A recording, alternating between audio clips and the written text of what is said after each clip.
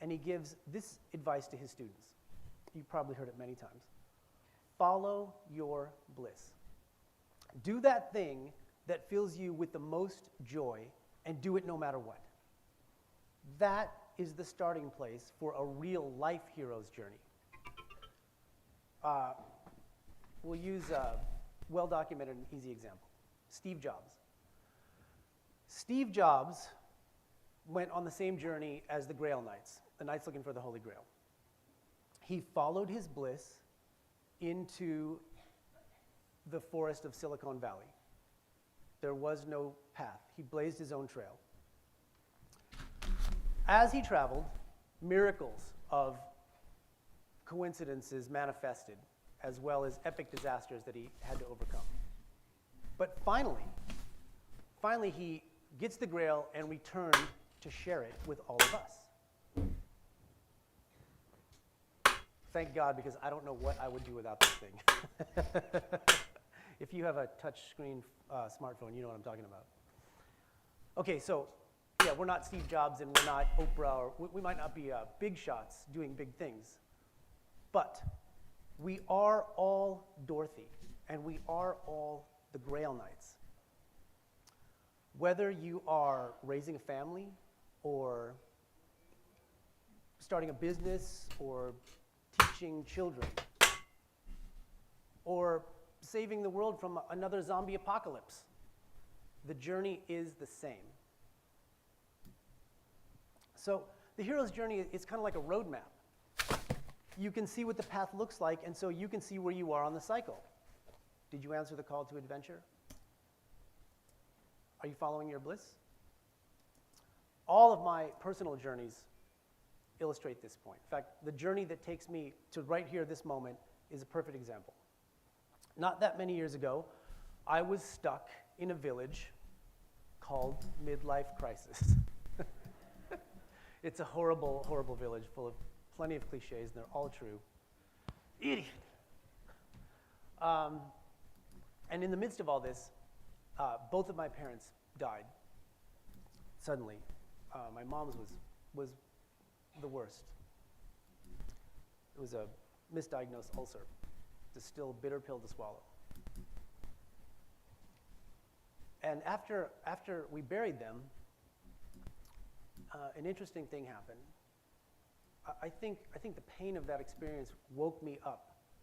And I woke up the next day, and I went, what am I doing in this village? This place is horrible. I got to get out of here. I realized where I was, and I realized that I had better get back to following my bliss before it was too late. I was, and still am, a commercial filmmaker. I make commercials.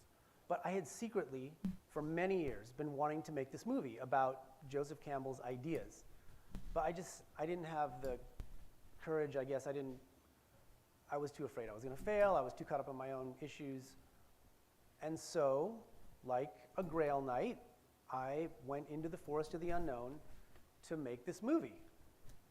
Actually, I'm half Japanese. I see myself more like a Grail ninja than an actual knight. And the second I started down that road, miracles of coincidences manifested, and one amazing person led me to another amazing opportunity. And not to say that it wasn't without hardships. You know, it was brutal. I had almost quit several times, but I finally finished this film. But if we look at the journey, I started in the village of general stupidity. I followed my bliss out looking for the grail of a completed film about the hero's journey. I went on a hero's journey to make a film about the hero's journey. Having discovered a completed film, I found myself to be a better filmmaker than I thought I was, despite the comments of a few bitter old critics. And I finished the film and returned to share it with the village. Separation, initiation, return. What is the hero's journey? The hero's journey is, in the most sincere way possible, the journey of your life. Did you answer the call?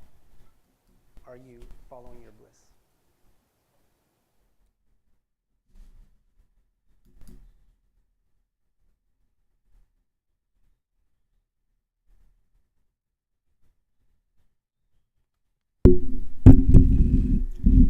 Well, that was quite good. I enjoyed that. It was nice and short and succinct. I enjoyed that too.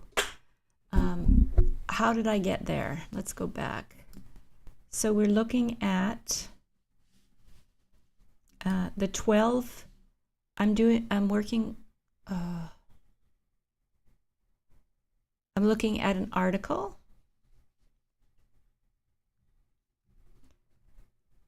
On what is an archetype.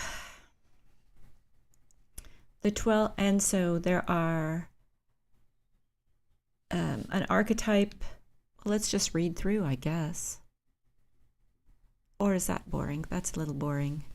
We're going to get rid of this "We Are All Dorothy" off here. Good. And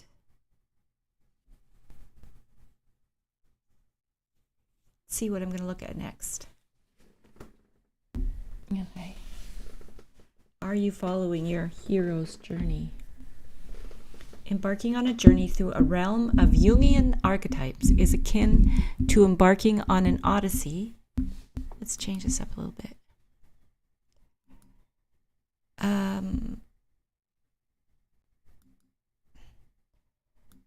I want to go to the...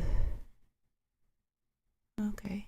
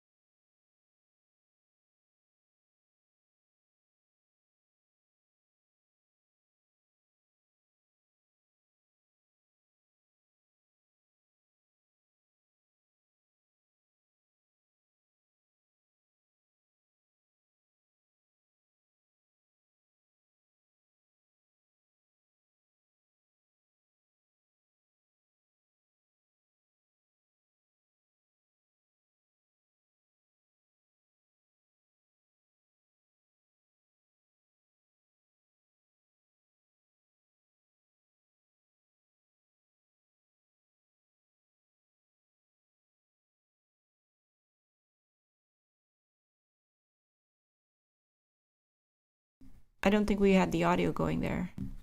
Let me double check. Nope, there was no audio going there. Aux mic. Yes, that should be it. Only way I could do a check is to go to my phone.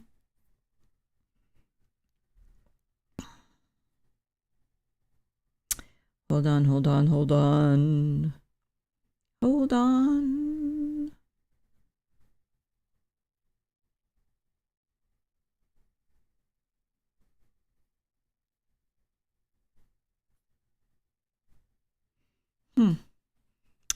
Yes, okay.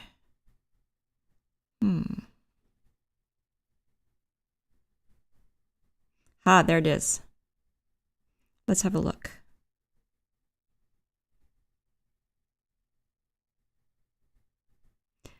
Test. Yes, okay. Now I'm just going to carry on from where I left off because I don't know if you could hear me earlier. There it is. And we'll just turn this up.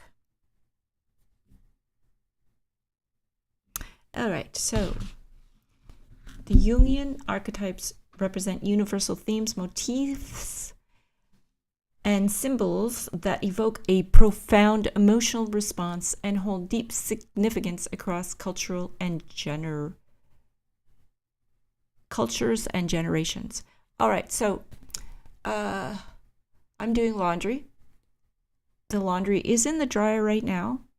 The buzzer will go, and I'll just close this out.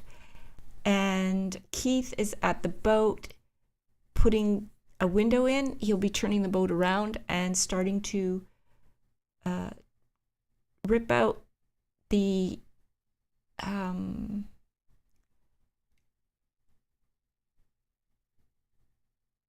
port side cabin walls, which are rotted, and he's replacing. Okay, so that's what's going on here. Laundry's getting done, and then that's the bed. I'll put the bed back together. Also, I've been painting. I don't think you can see it in the background, can you? Too small.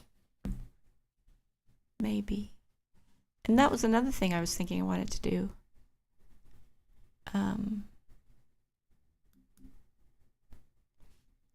Make this bigger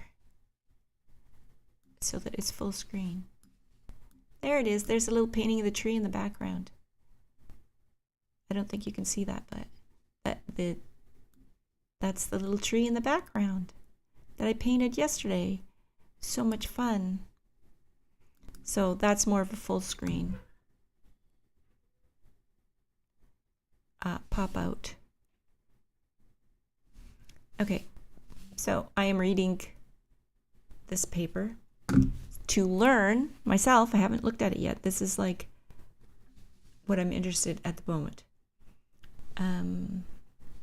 These archetypal patterns manifest in myths, fairy tales, dreams, and even in the narratives of our everyday lives, serving as the building blocks of our collective human experience. Actually, I have looked at this.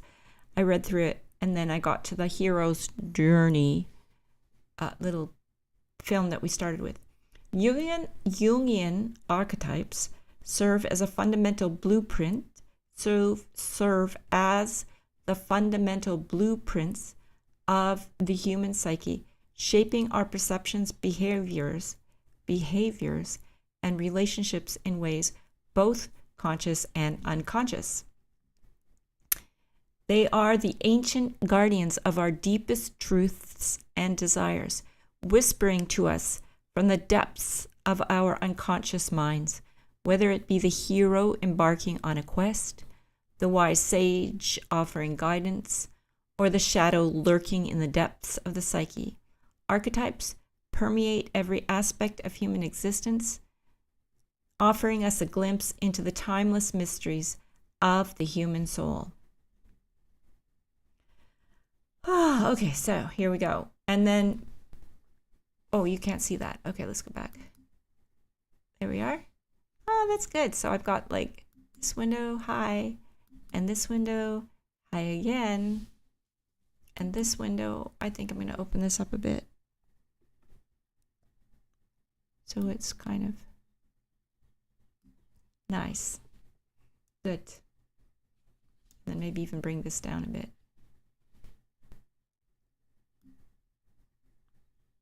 Something like that. Okay, so I can switch back and forth. Ooh, I could also go into studio mode, which is fun. And then, yes, this would happen. Ah, very good. Okay, so we're going back to the reading. Are we going back to the reading? Yes, we're going back to the reading.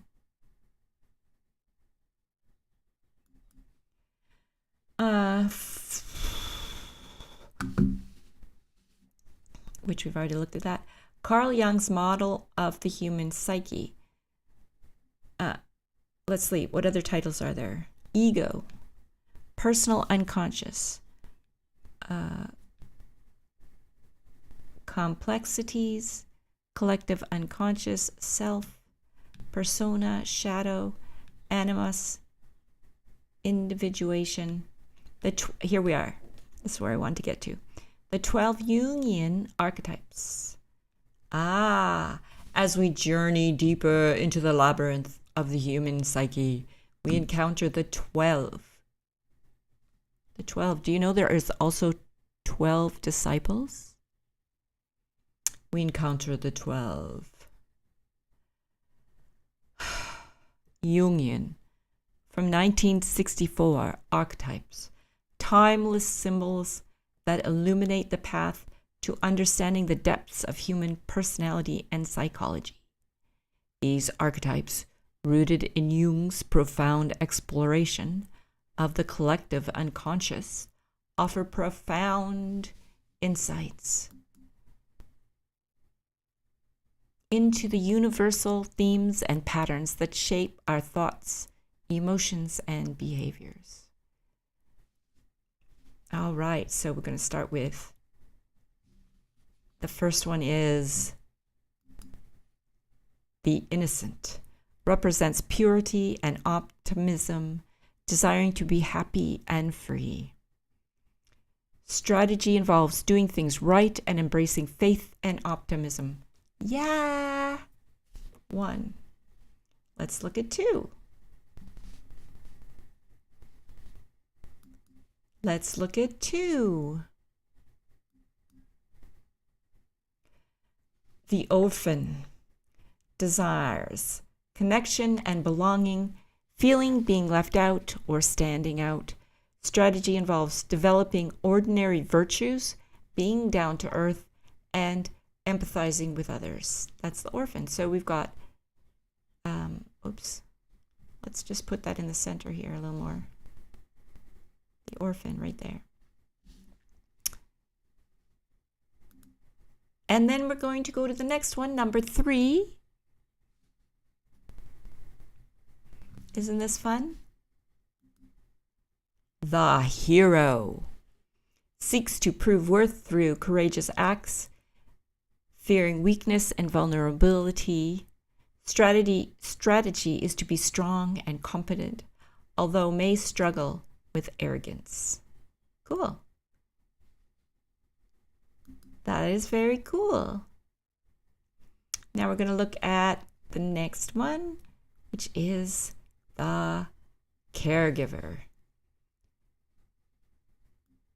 The caregiver, motivated by a desire to protect and care for others, fearing selfishness and ingratitude. Strategy involves doing things for others, though may fall into martyrdom and exploitation. Wow, that's a tough one. Martyrdom and exploitation. Not good. Well, I don't know. I guess we'll find out. I guess they all have their place. These are the archetypes. And we all have something of it. The next one. We all have a piece of this. The next one. The explorer craves freedom and authenticity, fearing getting trapped or inner emptiness. Strategy includes journeying, seeking new experiences, and maintaining autonomy. Number 6, the rebel. Number 6, the rebel, the rebel, the rebel. The rebel yearns for revolution or change, fearing powerlessness or ineffectuality. Strategy involves disruption or shocking, but may risk crossing into crime. Ooh, crossing into crime. And now we're going to look at the next one, which is the lover, seeks intimacy and connection, fearing loneliness or rejection. Strategy is to become more attractive physically and emotionally but may lose identity. I want to read that again. The lover seeks intimacy and connection, fearing loneliness or rejection.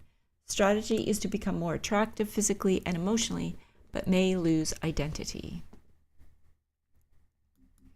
We're going to go to the creator. Number 8 is the creator.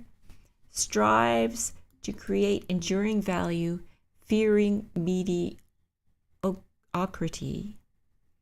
Strategy is developing artistic control and skill despite struggles with perfection.